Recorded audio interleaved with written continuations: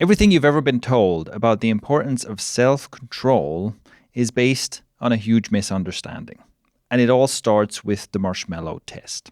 The marshmallow test is a psychology experiment from the late 1960s, designed by a guy called Walter Mischel. The idea is you give young children a marshmallow and say you can eat it straight away, or if you don't eat it and hold on for 10 minutes, you can get a second marshmallow. It's all about delayed gratification, and Mischel said that those people who are good at the marshmallow test went on to have more successful lives. A lot of what you've been told about the importance of self-control, about the importance of the ability to resist temptation like this, is basically wrong, and it's based on a big misunderstanding that all derives from the popularity of this experiment. And the reason I'm talking about this is because, well, first of all, I think it's fascinating, but also because I talk about how to deal with addictions, how to overcome addictions, and how to actually steer your life in the direction that you want it to, instead of having your life hijacked by all the various temptations and compulsive behaviors. And the clients I work with usually think that this is a matter of self-control. In fact, the clients that I work with to help them overcome addictions that in some cases have had already ruinous effects on their lives usually have already tried a whole lot of self-control based stuff, right? They've been told this story and they think, well, if only I could control myself, then I wouldn't be addicted, I wouldn't keep making these poor choices, and I would be healthier and happier and my life would be better. And a lot of my work is around helping my clients understand that this doesn't work, that this is not the correct approach, that if they actually want to improve their lives, doing it the willpower and self-control way, which is what they've already tried a whole bunch and has already failed a whole bunch, is in fact not going to work, and that there are better approaches to do so. So today, let me explain where this misunderstanding comes from, why we've all been told this, you could call it a lie, but really it's a misinterpretation of the importance of self-control, and what it actually is that works instead. What are the tactics that work instead? And I'll show you this based on the research, which is really interesting once you dig into it. So back to the marshmallow experiment and what it seems to tell us. What happens, of course, is that some kids successfully resist eating the marshmallow for 5 minutes or 10 minutes or however long it takes for the experimenter or the parent to come back, and then they get a second marshmallow. Great, what a great victory. Some kids cannot resist the temptation and they will eat the marshmallow either immediately or at some point within those minutes when they're supposed to be waiting and resisting. So it shows us, of course, that some kids in the face of this temptation have more self-control than others.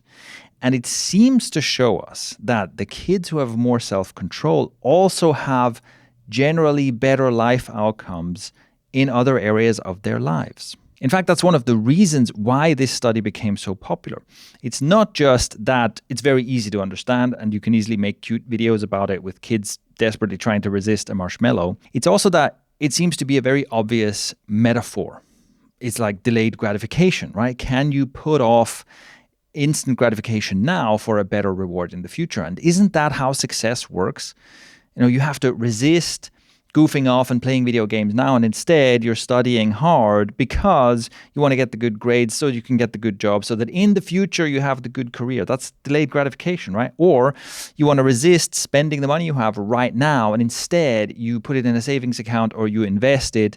And so in the future, now you have a bunch of money, you have some investments, you're better off financially. That's all really an extension of this can you resist the marshmallow question, isn't it? And indeed, there have been follow-up studies that seem to suggest that that's exactly what's going on, including a very long-term study that followed up with people over the span of 40 years to look at, in the outset, how much self-control do these people have, and then how does this play out? How does this affect their life overall? And it turns out that people with high self-control seem to do better across the board. They are better educated, they have better, higher paying jobs, they have better financial stability, they are financially more successful and career-wise more successful, and they also have better health outcomes and tend to live longer. And this seems to reinforce this idea. It's all about self-control. It's all about delayed gratification. That's the story you've been told, isn't it? And really, if you think about it, who would even doubt it? Isn't this just common sense? Like, of course, people who have more self-control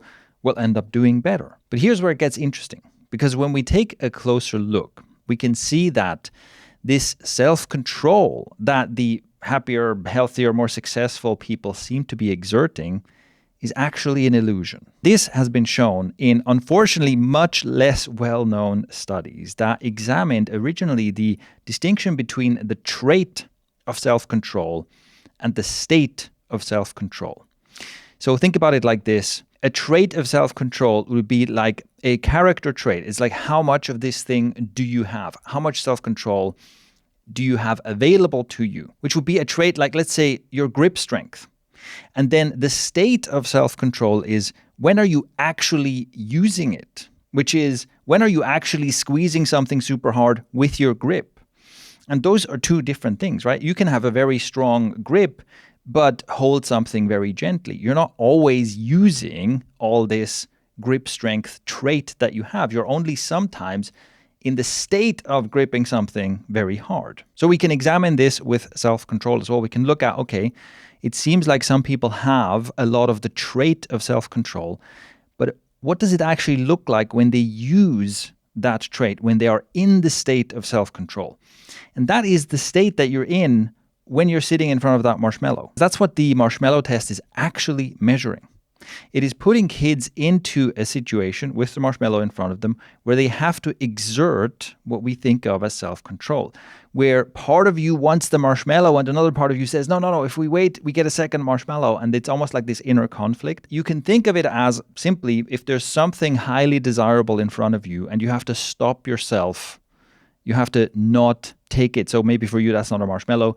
Think of your favorite dessert. Think of a cookie. Think of a muffin, whatever your favorite sweet is, right? Something that would tempt you. If that's in front of you and you're trying to resist it, then you can almost feel like this inner tension of, I'm stopping myself. And that would be the state of self-control. Another example of this is if you take a cold shower or you take a cold plunge, right? You get into the cold water and you feel this tension, like you want to get out, basically, right? That you have a strong impulse to want to get out, and you're using the state of self-control to stay in the cold water. Here's why this distinction matters.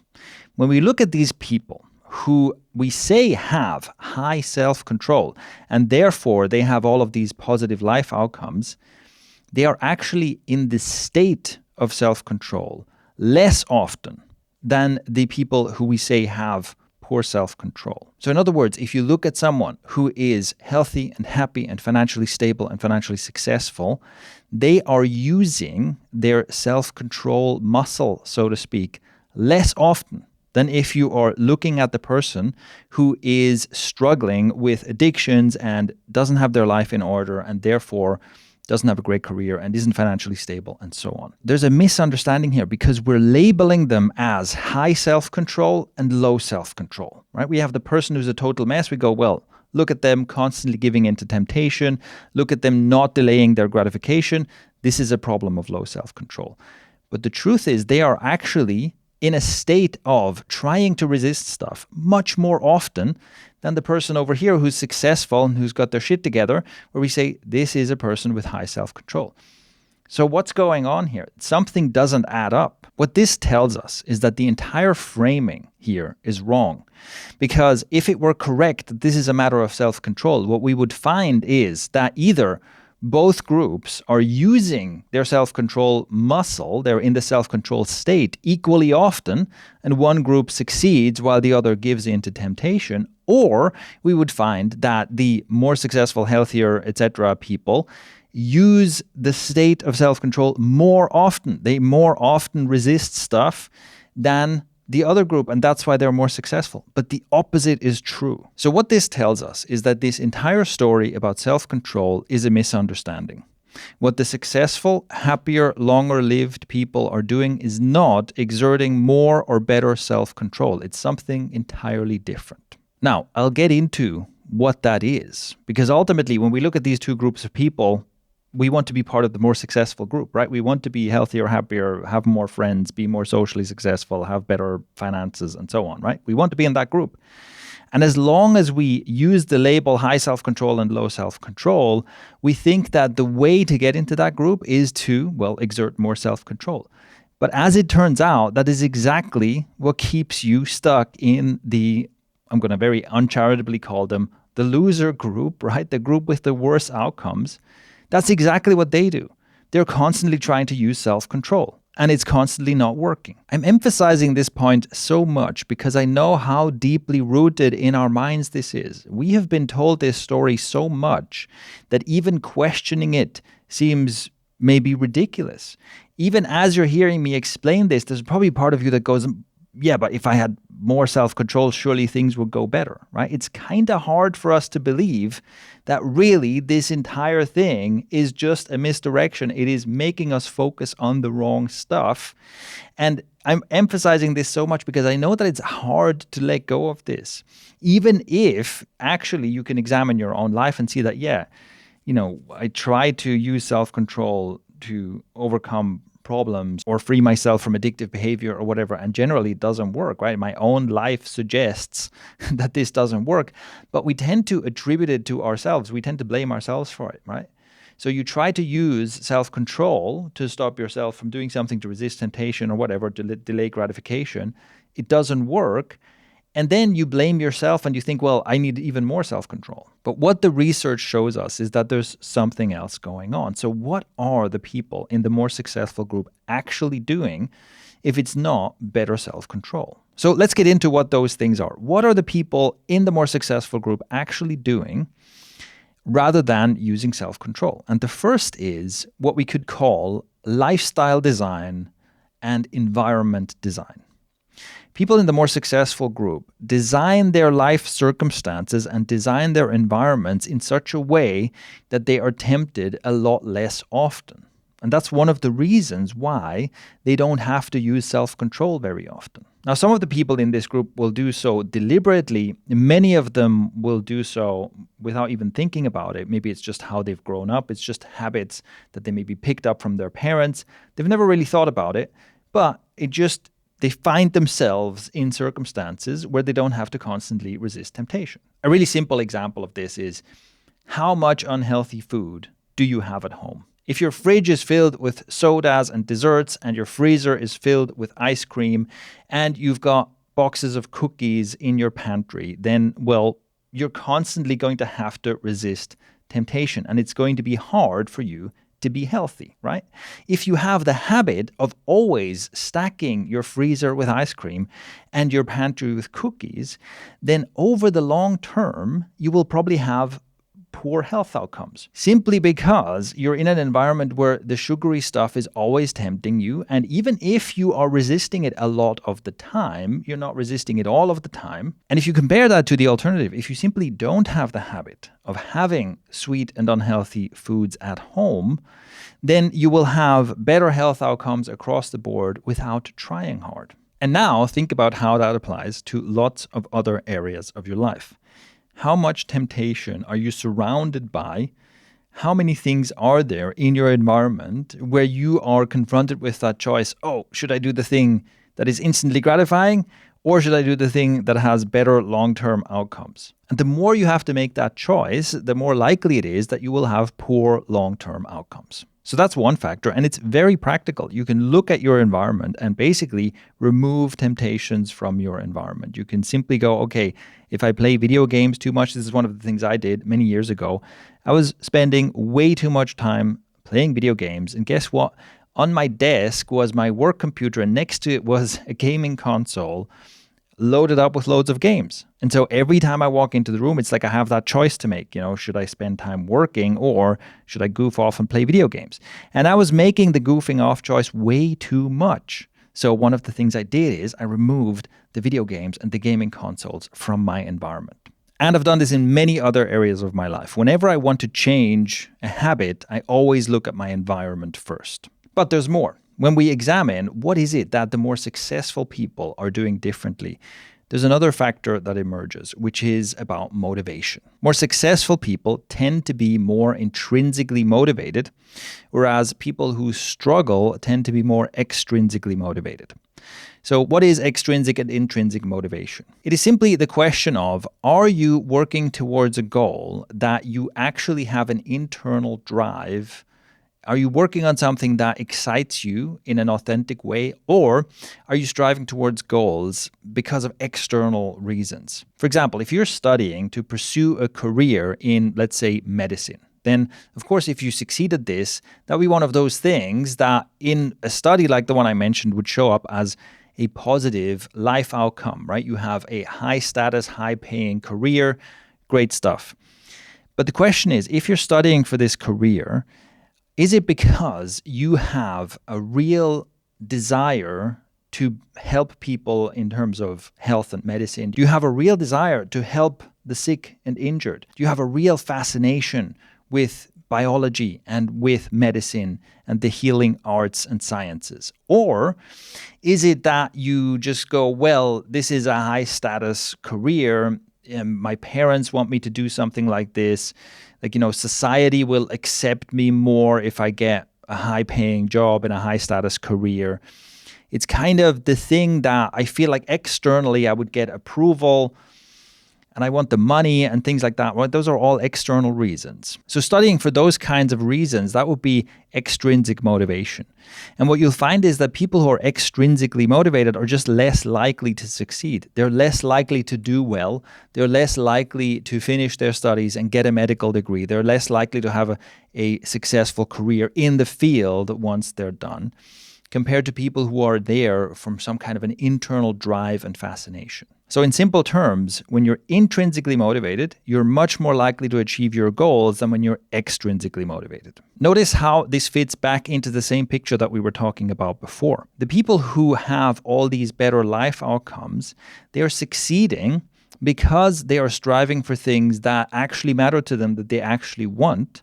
Whereas the people who are struggling are striving for things that they don't really want. And then they have to use all this willpower, right? You have to try and force yourself to study this thing, even though you're not that interested, which makes it less likely that you succeed and also puts you in that state of struggling much more often, right? The more intrinsically motivated you are, the less difficult it is to put in the long hours of studying and working to achieve your goals. So once again, we see that the people who are successful are in some ways working less hard than the people who are failing. So this is another thing where you can take control of this factor in your life, and you can look at, well, what am I striving for? What am I working towards? And how intrinsically motivated am I actually to get there? And if this is something that you're curious about, I've made some videos talking about this. First of all, about how to find that kind of intrinsic motivation, how to find the curiosity in the first place, and also how to align your life in that direction. So check out the description for my videos on that topic. And this brings me to a third factor that the more successful people have in common that is not self-control, which is that they tend to fill their time with stuff that matters to them, that fascinates them, that excites them. And this is something, again, you can just examine your own life, and I'm sure you will find this pattern, that when you are bored, when there's nothing, when you're not sure like what to do with your life, really, when you're not sure what to do with your time, when there's nothing engaging going on in your life, that's when you succumb to lots of temptations. That's when you binge watch some show for hours on end. That's when you start eating junk food. That's when you spend way too much time on social media. There is this feeling of, well, boredom, but also beyond the boredom, there's the feeling of like, what's the point of it all? What am I even doing? When there's no clear goal that excites you, that you're after, that feels very unpleasant, right? It feels very unpleasant to not have a clear direction in life, to not have something interesting going on. And because we don't want to feel that, we then distract ourselves with whatever various distractions are available. And that is what then leads to, again, long-term worse outcomes.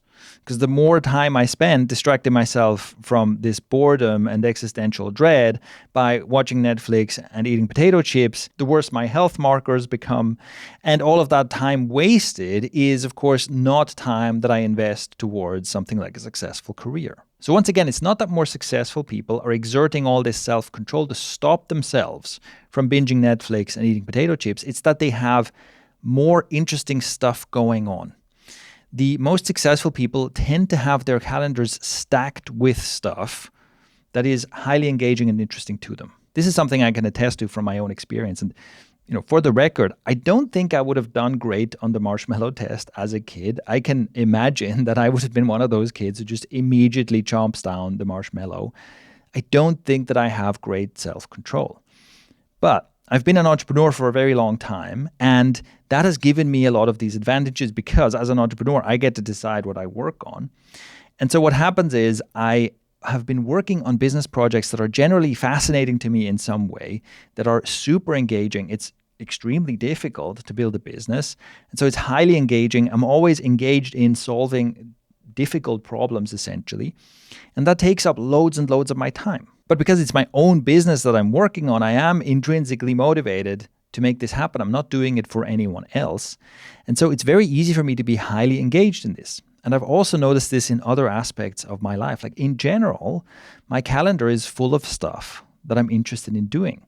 In some cases, my calendar is way too full of stuff. Like between business projects and social engagements and other things I'm doing, I sometimes feel almost overwhelmed. But it's hard to say no to anything because all of these things are things I love doing or I'm super interested in. And that just doesn't leave a lot of time for unhealthy habits and addictions and other things that have negative long-term consequences. Rather than having to use self-control to stop myself from binging whatever the latest Netflix hit is, it's usually the opposite for me. I will have friends telling me, oh, you should check out this movie or you should check out this show. And I never get around to seeing it because I have too much other stuff going on. It's not even that I don't want to see that latest show. It's just that the other stuff in my calendar is more interesting, has a higher priority for me. So again, it's simply not a matter of self-control. So in my opinion, those are the three most practical takeaways of what the people that we have called high self-control trait people are actually doing differently in order to have more successful life outcomes. The first is lifestyle and environment design so that you're not surrounded by temptations. The second is focusing on goals, pursuing things in your life that you're intrinsically motivated to pursue instead of pursuing goals for external reasons. And number three, stack your calendar with interesting, engaging, and wholesome activities so you simply don't spend a lot of time sitting around not knowing what to do and then seeking distraction. So next time you see someone talk about the importance of self-control, remember that that whole thing is a huge misunderstanding and that actually things are much more in your power than you realize. All right, that's it for this episode. I hope you found this informative and interesting. I've been talking around the topic of like discipline, willpower, self-control for a while. I have other content on this as well. I think it's really, really important that we get our heads around this because, like I mentioned briefly, I see lots of people kind of try to use this approach over and over and over again, and it never works. And like you never take the evidence. You go, hey, when I try to use willpower, when I try to do it with self-control, it doesn't work. I should try something else. But that's exactly what you should do. Instead of just blaming yourself and thinking, I should be able to do this better, realize that the people who are succeeding, that's not what they're doing. And this is true even of the ones who preach about the importance of self-control and willpower. Even they are actually subconsciously doing things differently and misattributing their success to self-control and willpower. So hopefully this can help change your mind, and hopefully we can start slowly changing the conversation about this in a direction that is simply more accurate and more useful. If you have any questions or feedback about this, please leave a comment. You can comment on the YouTube version of this or on Spotify. I try to read all the comments. I try to reply to all of them. Sometimes I get loads and loads of comments, so it's hard to reply to all of them, but I do read all of them. And I'm very, very grateful for your questions and feedback. All of my content is without sponsors or anything like that. I'm really just trying to deliver useful information for people. And if you want to support me in this, what you can do is interact with my content. Leave a like, subscribe, leave a comment, and this helps get a boost in the algorithm and helps get the word out to more people. So looking forward to hearing back from you. That's all for now, and I'll see you in the next one.